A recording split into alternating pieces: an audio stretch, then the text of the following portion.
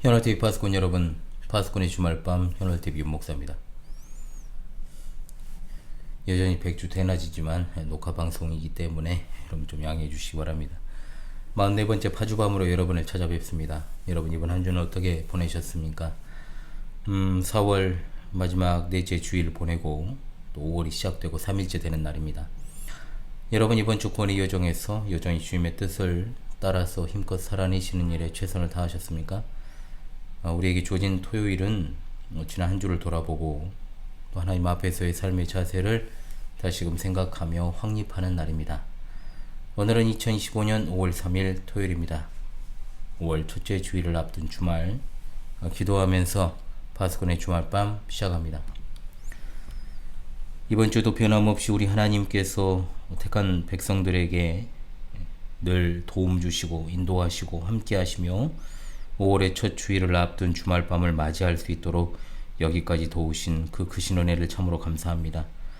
주일 지난 한 주간도 하나님의 은혜와 사랑 가운데 변함없이 주님의 택하신 백성들과 함께 해주신 은혜를 감사합니다.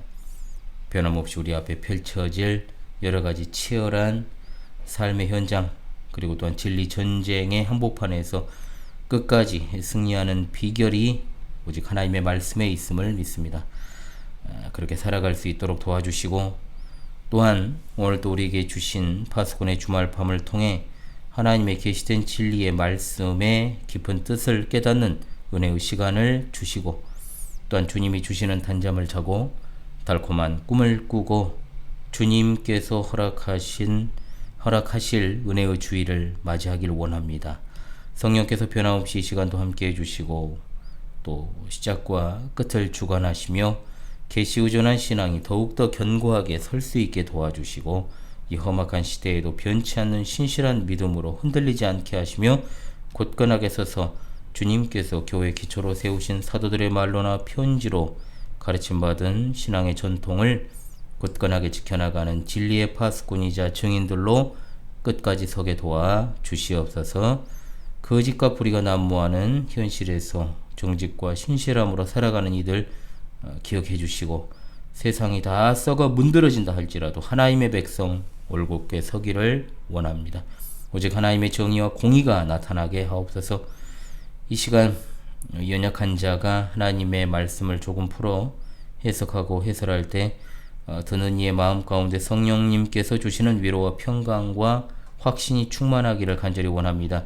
성삼위일체 하나님만 홀로 영광 받으시옵소서. 우리 구주 예수 그리스도의 이름으로 기도하옵나이다. 아멘. 우리 지난주에 이어서 시편 41편, 시편 제1권의 마무리, 마지막 41편이 되겠습니다. 먼저 본문을 낭송하도록 하겠습니다. 가난한 자를 보살피는 자에게 복이 있으며 재앙의 날에 여호와께서 그를 건지시리로다. 여호와께서 그를 지키사 살게 하시리니 그가 이 세상에서 복을 받을 것이라. 주여 그를 그 원수들의 뜻에 맡기지 마소서. 여호와께서 그를 병상에서 붙드시고 그가 누워있을 때마다 그의 병을 고쳐주시나이다. 내가 말하기를 여호와여 내게 은혜를 베푸소서. 내가 주께 범죄하였사오니 나를 고치소서 하였나이다. 나의 원수가 내게 대하여 악담하기를 그가 어느 때에나 죽고 그의 이름이 언제나 없어질까 하며 나를 보러 와서는 거짓을 말하고 그의 중심에 악을 쌓았다가 나가서는 이를 널리 선포하오며 나를 미워하는 자가 다 하나같이 내게 대하여 수군거리고 나를 해하려고 꾀하며 이르기를 악한 병이 그에게 들었으니 이제 그가 눕고 다시 일어나지 못하리라 하오며 내가 신뢰하여 내 떡을 나눠 먹던 나의 가까운 친구도 나를 대적하여 그의 발꿈치를 들었나이다. 그러하오나 주 여호와여 내게 은혜를 베푸시고 나를 일으키사 내가 그들에게 보응하게 하소서. 이로써 내 원수가 나를 이기지 못하오니 주께서 나를 기뻐하시는 줄을 내가 알았나이다. 주께서 나를 온전한 중에 붙드시고 영원히 주 앞에 세우시나이다. 이스라엘의 하나님 여호와를 영원부터 영원까지 송축할지로다. 아멘 아멘 아멘.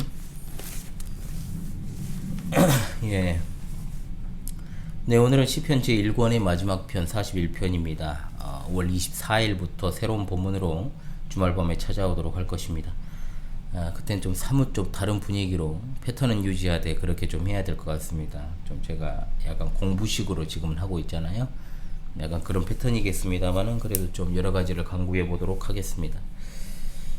41편은 다윗이 자신의 죄로 인해서 징계를 받아 질병과 고통과 원수들의 공격 가운데 드리는 기도 시편으로 분류됩니다.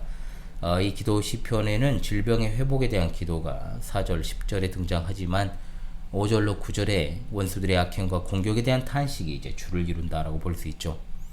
1, 2절에서 행복 선언이라는 것이 이른바 나와서 지혜 시편의 요소도 있고 11절로 12절은 구원에 대한 감사처럼 보여서 이 시편을 기도 응답에 대한 감사 시편으로 보는 경우도 있습니다.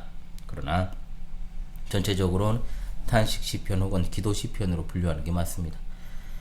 다윗이 어떤 역사적 배경에서 이 시편을 썼는지는 41편의 내용만으로는 알기 어렵고 38편에서 40편과 같은 상황일 것으로 봅니다.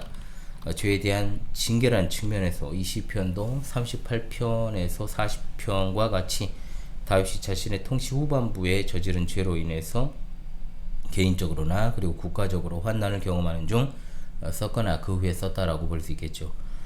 41편은 질병 그리고 죄 용서 원수로부터의 구원 주제를 함께 노래하는 38에서 41편 그룹의 마지막 시편이고 제1권 마지막입니다.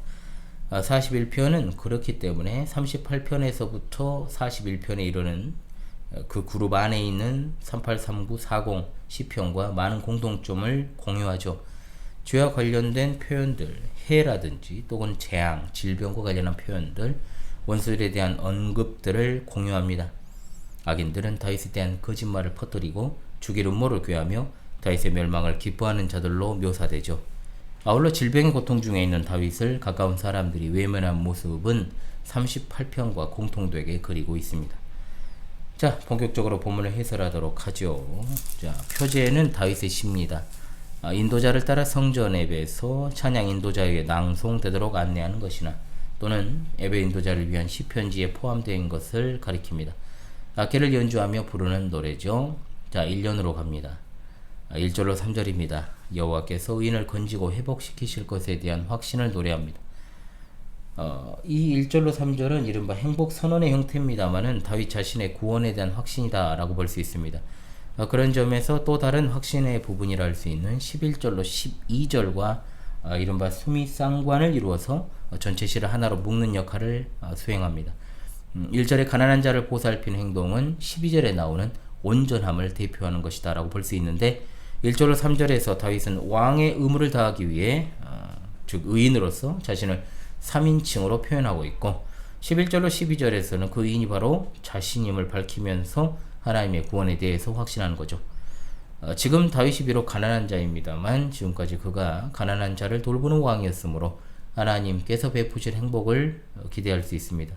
그런 점에서 행복 선언은 가난한 자를 돌본 자신을 건져주시길 구하는 간접적인 기도의 기능을 합니다.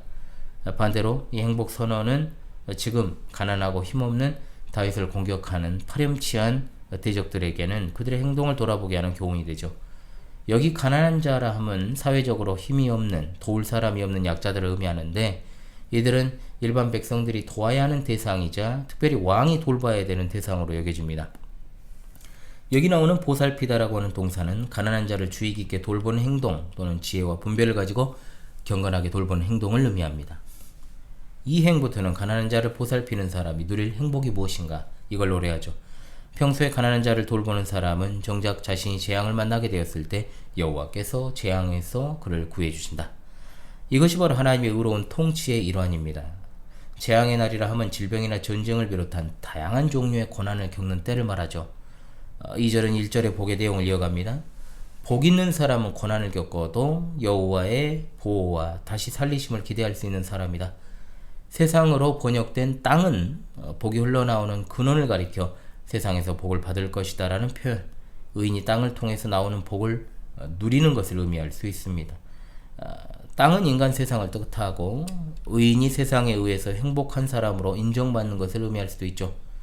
복을 받는다라고 하는 것은 보호와 회복을 포함 하나님의 복 주심까지 포함됩니다. 2절 3행에서 3절은 여호와를 2인칭으로 부르며 하는 고백이죠. 다윗은 원수들의 공격으로부터 의인을 지키시는 여호와의 구원을 확신합니다. 원수들의 뜻은 5절로 9절에 나타나는데 그것은 의인의 고난을 이용해서 의인을 죽이고 자신들의 이익을 취하는 것. 아울러 다윗이 병상에 있음을 암시합니다. 그리고 여호와께서 의인을 어떤 질병에서도 고치시고 회복시키실 것이다 라고 말하죠. 일행에서는 병상에서 여호와가 붙으신다라고 했는데 이것을 질병으로 죽지 않도록 보호하는 것을 뜻하는 것으로 봐야 됩니다. 붙들다라고 하는 동사가 나옵니다. 전쟁의 위험이나 다양한 위험 가운데서의 보호를 말합니다. 그러므로 이 행은 일행과 평행을 이루어서 의인을 단지 죽지 않게 보호만 하지 않고 완전하게 회복시키신다라고 노래합니다. 이것을 강조하기 위해 모든 병상이다 이렇게 표현하죠. 여기서 고치다라고 하는 것은 아무리 죽을 것 같은 병에 걸려도 놀라운 능력으로 치유하시는 그 하나님의 능력을 의미합니다. 이언으로 갑니다. 4절입니다. 하나님의 긍휼과 질병에서의 회복을 구하는 기도가 되겠습니다. 자, 1절로 3절에서 의인의 행복을 선언한 뒤 다윗이 고난 중에 있는 자신을 위해서 기도합니다. 다윗은 내가 이렇게 말했습니다 라는 표현으로 자기 기도 내용을 소개하죠. 과거에 고난에서 구원받았음을 회상하는 것이라기보다 5절과 대조합니다. 즉 원수들이 자신들이 이르게 말할 때 나는 이렇게 여호와께 기도하고 있다 이거죠. 이 행에서 다윗은 자신이 죄를 지어 지금 질병의 고통 중에 있음을 암시하면서 자신에게 은혜를 베푸셔서 고쳐달라고 기도합니다. 은혜를 베풀어 달라는 이유는 분명합니다. 죄를 지어 질병을 앓는 자신이 기댈 것은 무엇이냐? 그 징계를 허락하신 하나님의 긍휼밖에 없기 때문입니다. 그리고 이 은혜 베푸심은 다윗의 영혼, 즉 전인격을 고치시는 것을 의미합니다. 이것은 1차적으로 다윗이 질병으로부터의 회복을 강구하는 것처럼 보이지만 모든 고통으로부터 온전한 회복을 구하는 것으로 볼 수 있습니다. 주께 범죄하였다라는 표현은 단지 죄를 지어서 고난당하는 것뿐만 아니라 자기 죄에 대한 회개를 포함하는 것으로 볼 수 있을 것입니다. 3년으로 가죠. 자, 5절로 9절입니다. 원수들의 악담과 음모에 대한 탄식입니다. 배신에 대한 탄식이죠. 이 시편의 딱 중앙에 위치하고 있습니다. 그리고 가장 긴 3년은 4절에서 말한 다윗의 겸비한 기도와는 달리 고난당하는 다윗에게 악담하고 그에 대해서 악한 것을 꾀하고 다윗을 배신하는 악인들의 악행에 대한 탄식과 고발이 되겠습니다. 5절에서 다윗의 원수들은 다윗에 대해 악담하죠. 이 행에 그들의 악담이 인용이 됩니다. 악담은 악한 것을 말한다 라는 것이잖아요. 이들의 말은 4절에서 다윗이 하나님께 말할 이유를 제공합니다.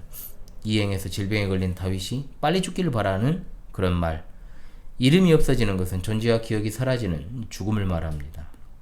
혹은 가족의 이름을 이어갈 후손들을 남기지 못하고 죽는 것을 뜻하죠. 다윗과 연결하게 되면 어떻게 되는 겁니까? 다윗 왕조가 끝나는 겁니다. 대적들은 그의 죽음을 그래서 간절히 바란 거죠.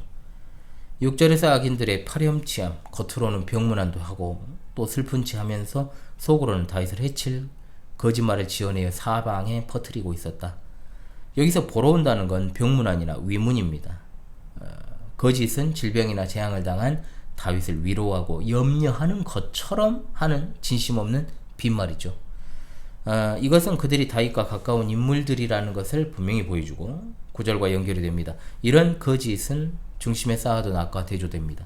겉과 속이 다른 악인들의 파렴치함이 잘 강조되고 있죠. 7절에서 내게 대하여 수군거리다라고 하는 표현은 다윗의 중병 혹은 재앙을 보면서 죽을 것이라 수군거린 겁니다. 그뿐 아니라 그를 죽일 음모까지도 꾸며냈습니다. 다윗이 중병에 들어 다시는 일어나지 못할 것이다.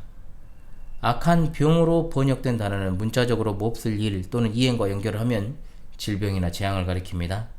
악인들이 그가 병상에서 다시 일어나지 못할 것이라고 한 건 여호와께서 병상으로부터 의인을 회복시킨다고 한 3절의 고백과 대조적입니다. 9절을 통해 알 수 있는 건 뭐냐? 원수가 친한 친구였다는 거죠. 왕실의 식탁에서 함께 식사하던 가까운 자들이 다윗을 반역했다라고 탄식합니다. 그들이 정말로 믿었던 사람들임이 강조되죠. 그 당시에 함께 식사한다라고 하는 것은 모든 적의와 원한을 내려놓고 가장 친밀한 교제를 나누는 관계, 즉 깨트릴 수 없는 관계를 상징했습니다. 그런 점에서 다윗에게 그런 사람들의 배신은 도저히 상상할 수 없었고 정말 충격적이었다고 볼 수 있죠.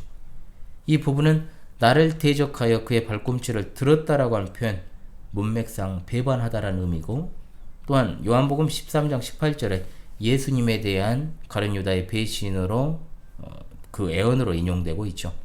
다윗의 통치 후반부에 일어난 압살롬이나 아히도벨을 비롯한 신하를 의미할 수도 있습니다. 사연으로 가죠. 10절입니다. 긍휼과 회복과 원수 갚음을 구하는 기도를 노래합니다. 5절로 9절의 긴 탄식에 이어서 4절과 같은 기도가 등장합니다. 4절의 기도처럼 10절 일행에서도 여호와를 부르며 자신에게 은혜를 베풀어 주시기를 기도합니다. 하지만 이행의 기도는 회복과 함께 원수에 대한 간구도 포함되죠. 나를 일으켜달라는 기도는 4절에 고쳐달라는 것과 같고 8절에 일어나지 못하리라고 한 대적들의 말을 반박하는 겁니다. 이행에서 다윗이 그들에게 보응하게 해달라고 기도한 건 소극적으로는 그들의 악담과 악한 계획이 수포로 돌아가게 해달라고 하는 것이요, 적극적으로는 다윗이 회복되어서 불의한 그들의 공격을 물리치게 해달라는 것을 의미합니다. 사적 복수가 아니라 왕의 임무 수행이다. 왕으로서 가난한 자들을 보살피지 않는 악인들을 제대로 처리해서 다시 나라의 평화를 만드는 것이죠. 이 간구는 결국 하나님의 의로운 통치가 실현되기를 구하는 기도입니다. 5연으로 가죠. 11절로 12절입니다. 여호와께서 온전히 행하는 다윗을 세우실 것에 대해서 확신하는 노래입니다. 마지막으로 다윗이 하나님께서 자신에게 승리와 구원과 회복을 주실 것을 확신합니다. 12절의 다윗의 온전함은 1절에 나오는 가난한 자를 보살피는 의에 상응하고 있습니다. 1절의 행복 선언이 결국 다윗 자신에게 이루어질 것을 확신하는 거죠. 2절에 나왔던 원수라는 단어가 11절에도 등장하고 있습니다. 그리고 이렇게 시작하죠. 이로써 라는 말은 원수들이 다윗을 이기지 못하게 하실 때 하나님이 자신을 기뻐하시는 줄을 알게 된다. 기뻐하다라고 하는 표현은 다윗 왕이 비록 죄를 지어 고통당하였지만 회개하며 의를 행하기 원하는 그를 구원하시기를 기뻐하신다라는 뜻입니다.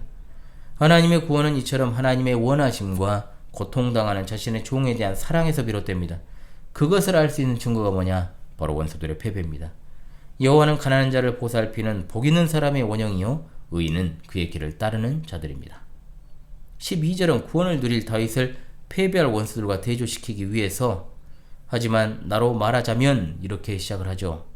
다윗은 하나님이 자신을 고난 중에 붙드셔서 왕권을 다시 회복시키실 것을 확신합니다.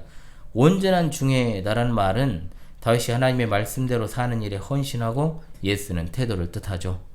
죄로 말미암아 고난당하고 있지만 죄를 회개하며 말씀대로 살고 말씀대로 나라를 다스리고 싶어하는 왕의 태도를 가리킵니다.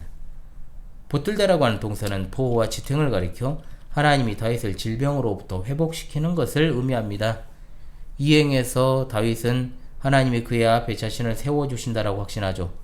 이것은 단순히 질병이나 어떤 재앙으로부터 회복뿐만 아니라 하늘 왕을 섬기는 직분을 회복시키는 것을 뜻합니다.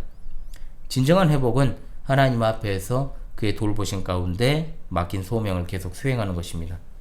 이렇게 함으로써 다윗의 죽음을 기다리고 자신들이 차지하려고 했던 원수들의 계획이 완전하게 실패하게 됩니다. 특별히 영원이라는 표현은 다윗 왕조의 영원함을 약속하신 하나님의 언약을 상기시킵니다. 그런 점에서 41편은 다윗 왕조가 그의 인간적인 실수와 죄로 흔들릴 수는 있지만 하나님의 용서와 은혜로 다시 회복되고 견고하게 세워지는 것을 노래한다라고 볼 수 있습니다. 마지막 13절은 송영입니다. 자, 송축하다라는 말 우리가 주로 이제 많이 교회에서 씁니다만은, 송축하다는 단어는 사람에게는 축복이요 하나님에게는 찬양입니다. 즉 하나님께 인간이 드릴 수 있는 복이란 인간에게 구원과 생명을 주는 능력의 근원으로 하나님을 찬양하는 것입니다. 다윗의 시가 대부분 시편 제1권의 내용과 관련해 말하자면 대부분인 거의 1권은 이제 대부분 다 다윗의 시잖아요. 다윗 왕을 통해서 이스라엘을 하나님 나라로 세우신 이스라엘 하나님, 다윗에게 하신 언약을 이 송영을 붙인 포로 귀환 시대에도 지키실 여호와께 감사와 영광을 돌리는 겁니다. 이행에서 찬송이 영원부터 영원까지 이룰 것을 선언하고 있죠. 다윗과 이스라엘과 온 세상에 베푼 언약을 오랫동안 영원히 지키실 하나님께 그 언약의 수혜자인 백성들이 오랫동안 영원히 영광을 돌릴 것을 선언하는 것입니다. 아멘은 확실히 진실로 그러합니다를 뜻하죠. 두 번 나오는 건 강조입니다. 여기서는 이스라엘의 하나님이 이스라엘과 온 세상에서 송축받으시는 일에 대한 동의, 확신, 소망을 담은 반응입니다. 시편 제1권에 담긴 모든 기도와 찬양을 통해 오직 하나님께서 찬양받으시기를 기대하는 것입니다. 자, 본문 해설은 이 정도로 하고요. 다시금 우리에게 주실 교훈으로 받아서 적용하고 또한 순종할 수 있기를 원합니다. 자, 41편의 핵심 교훈을 요약하면 이겁니다.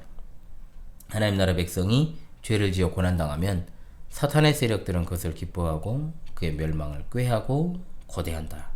그럴 때라도 우리는 가난한 자를 불쌍히 여기시는 하늘 왕 앞에서 죄를 회개하고 은혜를 간구하고 우리를 회복시켜 우리처럼 고통당하는 약자들을 돌보는 직분자로 다시 세워주실 것을 우리 하나님 앞에서 기도해야 된다라는 내용입니다. 첫째로 가난한 자를 보살피시는 하늘 왕의 은혜를 구해야 될 줄로 믿습니다.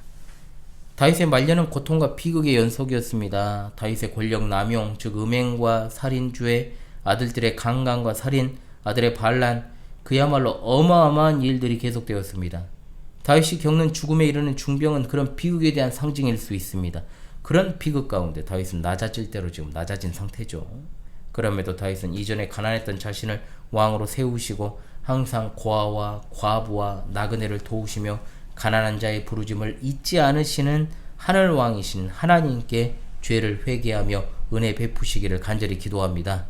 현재 고통에서 건져주시고 원수들이 승리하지 못하도록 간구하는 것이죠.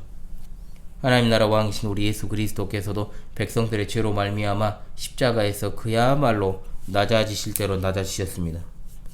그런 순간에 우리 예수님은 자기를 죽음에서 능히 구원하실 이에게 심한 통곡과 눈물로 간구와 소원을 올렸고 그의 경건하심으로 말미암아 들으심을 얻었다라고 했죠. 그리스도를 영접하여 그분을 믿고 따르는 성도 역시 아무리 비천한 상황에 있다 해도 가난한 자를 불쌍히 여기시는 하나님께 나아가 부르짖을 수 있습니다. 세상에 계실 때 가난한 자들을 불쌍히 여기셨던 예수 그리스도 이름으로 가난한 자의 눈물과 부르짖음을 절대로 잊지 않으시는 하나님 아버지의 용서와 구원과 회복을 날마다 간구해야 될 줄을 믿습니다. 아멘. 둘째로 긍휼히 여기는 자가 복이 있음을 잊지 맙시다. 가난한 자에 대한 반응은 두 가지입니다. 하나님처럼 가난한 자를 불쌍히 여기거나 다윗의 대적들과 같이 가난한 자를 배반하고 공격하여 자신의 이익을 챙기는 겁니다. 현실에서는 후자가 많죠. 강약약강이라고 하잖아요. 세상이 그처럼 간악합니다. 가난한 사람들을 돌보는 게 아니라 짓밟죠. 소모품으로 만들죠. 하나님 나라 왕 다윗과 그의 후손이시지만 참된 하나님 나라 왕이신 예수 그리스도, 자기 백성들과 가장 가까운 사람들에게 배반당하셨습니다. 주님의 떡을 먹던 자가 주님을 향해 발꿈치를 들었다 했습니다. 다윗이나 우리 주 예수님을 죽이려 했던 자들은 가난한 자를 향해 가난한 자를 불쌍히 여기는 나라가 아닌 힘있는 자들이 득세하는 기득권만 행복한 인간 나라를 세우기 원했습니다. 지금도 마찬가지잖아요. 그런 점에서 다윗의 회복과 예수 그리스도의 부활과 승천은 가난한 자를 불쌍히 여기시는 하나님 나라의 완전한 승리였습니다. 이 땅에 계실 때부터 가난한 자를 불쌍히 여기시며 온전하게 행하셨던 하나님 나라 왕에게 하늘 왕이 주신 복을 주신 결과였습니다. 그런 점에서 긍휼히 여긴 자가 복이 있고 그런 자가 하나님께 긍휼히 여김을 받습니다. 마지막 날에 예수님께서 우리에게 최종적으로 가난한 자를 불쌍히 여겼는지 물으실 것입니다. 우리는 마땅히 우리 눈앞에 있는 가난한 이웃들을 사랑으로 돌보며 감싸고 긍휼히 여겨야 될 줄을 믿습니다. 아멘. 셋째로 잊지 맙시다. 성삼위일체 하나님은 영원히 찬송할 존재이십니다. 할렐루야. 아멘. 세상 모든 이들은 저마다 찬양의 대상이 있습니다. 자기가 사랑하는 사람을 찬양하기도 하고 자신이 존경하는 스승을 찬양하기도 하고 어떤 이들은 아이돌과 같은 연예인을 찬양하기도 합니다. 심지어 어떤 이들은 특정 정치인을 찬양하면서 자신의 인생을 거기에 쏟아붓고 더 어리석은 자들은 이단 사이비 교주에 빠져 허송생활을 하며 그 자신의 인생을 거기에 성두리째 갖다 바치고 절대로 나오지 못하는 경우도 있습니다. 찬양이라는 말이 사실 종교에서만 나오는 말 같죠. 이처럼 그런데 우리 사회 곳곳에서 누군가가 누군가를 찬양하는 일들이 많습니다. 그러나 세상에 있는 어떤 것도 찬양받을 만한 가치 있는 것이 없어요. 오로지 찬양받으실 분은 성삼위일체 하나님 뿐이십니다. 한 분뿐이셔요. 우리 성도들은 정신을 똑바로 차리고 이 세상에서 썩어져 버릴 것들에 대해서 찬양하고 칭송하고 떠받드는 일들을 해서는 안 됩니다. 피조물 가운데 절대적인 존재가 있습니까? 사람은 존경의 대상이 되지 아니합니다. 사람은 그저 존중의 대상이고 사랑의 대상일 뿐인 거예요. 오직 우리 성삼일체 하나님만이 영원부터 영원까지 찬양 받으시기에 합당한 분이십니다. 그러므로 성도라면 지나치게 어떤 일이나 대상에 몰두하는 습관 버려야 됩니다. 약간 병적으로 그런 경우가 있거든요. 안 됩니다. 그거 잘못된 거예요. 그것은 집착이고 중독이 될 수 있습니다. 사람에 대해서 너무 절대적으로 또 신뢰하는 경향이 좀 한국인들이 많잖아요. 이것도 좀 조심해야 됩니다. 비판적 사고를 가져야 됩니다. 인간은 원래 그런 존재니까요. 물론 성령님 안에서 누군가를 신뢰하는 것은 중요합니다. 그것은 어디까지나 같은 신앙 고백 아래에 있는 이들에 대해서 마찬가지입니다. 저는 우리 현월TV 파수꾼 동지들을 성령님 안에서 전적으로 신뢰합니다. 분명. 그러나 현실에서는 어떻습니까? 많은 이들이 교회라는 이름만 하고 있으면 형제라고 지칭하기를 서슴없이 하고 같이 연합합니다. 분별력이 없는 것은 더 큰 문제죠. 기억합시다. 우리 성삼위일체 하나님은 영원히 찬양하고 찬양해도 아깝지 않습니다. 호흡이 있는 동안 성도가 해야 될 것은 뭐냐? 오직 하나님을 찬양하는 것입니다. 찬양은 세상을 이긴 성도가 하나님께 올릴 감사의 행위입니다. 그분의 행하신 기적과 역사를 노래하는 것입니다. 그러므로 호흡 있는 동안 그 하나님을 찬양해야 될 줄을 믿습니다. 아멘. 오늘 여러분 1권을 마무리하면서요, 시편 150편을 찬양하겠습니다. 제네바 시편가 205장 마지막 장입니다. 제네바 시편가 205장입니다. 시편 150편입니다.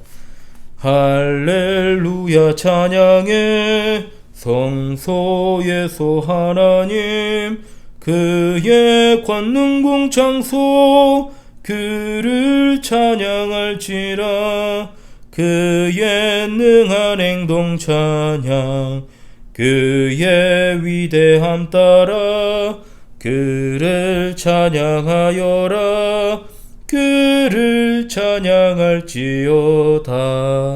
나팔 소리로 찬양 비파 수금 가지고 소고치며 춤추어 찬양할지라 현악 퉁소로주 찬양 큰 소리 나는 재금 높은 재금으로 찬양할지어다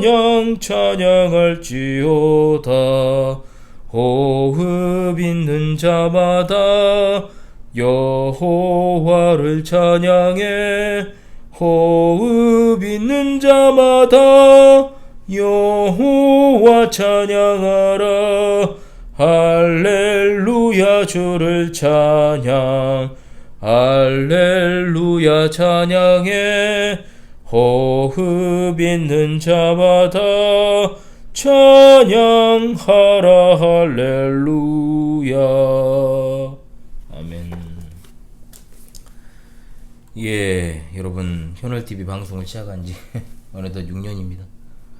참 운영도 힘들고 홀로 고독하고 외롭고 사람은 거의 고정되어 있고 하지만 여러분들이 계시니까 제가 유지를 하는 거거든요. 자, 참 외롭고 힘든 길입니다. 그럼에도 함께 해주심에 참으로 감사합니다. 말씀드린 대로 언제나 5월은 참 분주합니다. 여러분도 그렇죠? 일단은 당장 저 같은 경우에 뭐 주일 사역이 끝나게 되면은 바로 월화 성경 교리학교 중계 캠프를 진행해야 되고 또 화요일 저녁에 곧바로 집안 행사가 있고 또 하다 보면 7일 라이브 방송 있고 또 6주년 방송도 있고 숨가쁘게 사역 방송 성경 교리학교 중간고사 또 14, 15일에 또 가족여행 가는 때로 맞췄거든요. 제가 중간고사를 그쯤에 그래가지고 이제 수업은 이제 안 하고 감독관만 세워가지고 이제 중간고사를 진행을 합니다. 또 중간고사 준비해야죠. 또 가족여행까지 준비를 해야 되는데 가족여행은 계획은 거의 못 짜고 그냥 장소만 정해놓은 상태입니다. 할 시간이 없어요. 네, 차분히 앉아가지고 집사람하고 이야기할 시간도 부족하고 참 하게 신앙수련의 일정은 또 5월 11일에 원래 4일에 정하려고 했는데 또 결혼이 생겨가지고 그때 11일에 정합니다. 정해지는 대로 우리 파수꾼 동지들께도 알려드리고요. 참여 의사가 있으신 우리 동지들께서는 충분한 시간을 갖고 6월까지 딱 알려주시면 많은 도움이 될 것 같습니다. 어떤 신앙적으로 이렇게 보는 것이 좋죠. 그냥 와서 보는 것도 좋은데, 그래서 이제 예전에 우리 교회로 이제 넘어오신 성도인 같은 경우에도 먼저 이렇게 신앙 수련회를 통해서 연합을 했습니다. 그러니까 그 신앙 안에서 만나는 게 가장 서로 간에 편합니다. 영적인 교제를 나누고 하는 일들이 그냥 만나도 참 좋겠지만 그렇게 못 만나니까 좀 어렵지만 예, 참 만남이라는 게 참 쉽지가 않죠. 이렇게 딱 모든 것이 또 이렇게 타이밍도 또 맞아야 되고 그런데 또 하나님의 인도하심이 있다면 이번 여름에 또 만날 수 있을 분들이 있을 거라 생각하고, 뭐 그렇지 않더라도 뭐 또 기회가 생기지 않을까 싶습니다. 어찌되었든 11일에 정하면 우리 동지들께도 다 알려드리겠습니다. 여러모로 정신이 없네요. 방송은 벌써 6년째 하고 있지만 좀처럼 늘질 않습니다. 방송. 예. 그래서 사람도 안 늘겠지만 예. 여러분 정말 한 주간도 현우리와 함께하는 구원의 여정 즐겁고 유익하셨습니까? 조금이나마 저와 함께 해주셔서 감사합니다. 주님 안에서 평안하고 행복한 주일을 누리시기를 바랍니다. 감사합니다.